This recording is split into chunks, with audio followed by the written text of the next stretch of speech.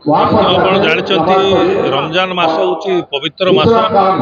ଆଉ ଏ ମାସରେ ଆମର ମୁସଲିମ ଭାଇ ଭଉଣୀ ମାନେ ସମସ୍ତେ ପୁରା ମାସ ସାରା ଉପାସ ରହି ରୋଜା ରଖି ଆଲ୍ଲାହଙ୍କୁ ଉପାସନା କରନ୍ତି, ନମାଜ ପଢ଼ନ୍ତି ଏବଂ ଏହି ମାସରେ ହିଁ ଆମେ ଜାକାତ ଆଉ ଫିତରା ଦଉ।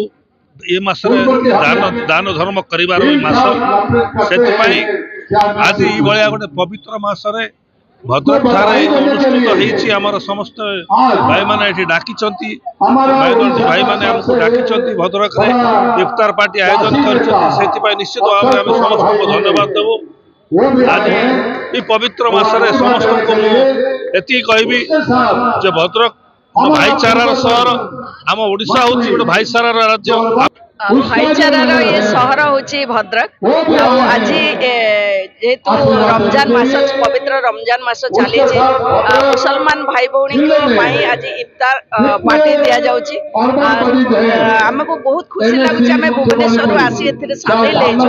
ମୁଁ ଧନ୍ୟବାଦ ଦେବି ମ୍ୟୁନିସିପାଲିଟିର ମ୍ୟାଡାମ ଏବଂ ତାଙ୍କର ସମସ୍ତ କାଉନସିଲରଙ୍କୁ ସମସ୍ତଙ୍କୁ ଏବଂ ଏଠି ବିଜୁ ଜନତା ଦଳର ସମସ୍ତ ବରିଷ୍ଠ ନେତୃମଣ୍ଡଳୀ, ବିଶେଷ କରି ପୂର୍ବତନ ମନ୍ତ୍ରୀ ଶ୍ରୀଯୁକ୍ତ ପ୍ରଫୁଲ୍ଲ କୁମାର ସାମଲ ଭାଇଙ୍କୁ, ଯିଏକି ଯାହାଙ୍କ ନେତୃତ୍ୱରେ ଆଜି ଏଇ ଯୋଉ ଇଫତାର ପାର୍ଟି ହେଇଛି।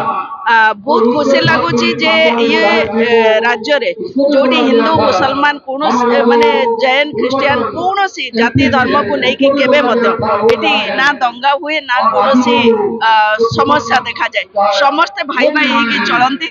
ତେଣୁ ବର୍ତ୍ତମାନ ଯୋଉଭଳି ଭାବରେ ପରିସ୍ଥିତି ସବୁ ଦେଖୁଛନ୍ତି ଆପଣମାନେ, ଯୋଉଭଳି ଭାବରେ ସିଚୁଏସନ ହଉଛି, ସେଥିପାଇଁ ଆମକୁ ଗୋଟେ ଆମେ ଅନ୍ତରରୁ ଭୟଭୀତ ଯେ କିଭଳି ଭାବରେ ସମସ୍ତେ ଏକଜୁଟ ହେଇକି ସମସ୍ତେ ଶାନ୍ତିରେ ରହିବେ, ଭାଇଚାରାର ସହର ଇଏ, ଭାଇଚାରା ହିଁ ବଜାୟ ରଖିବେ।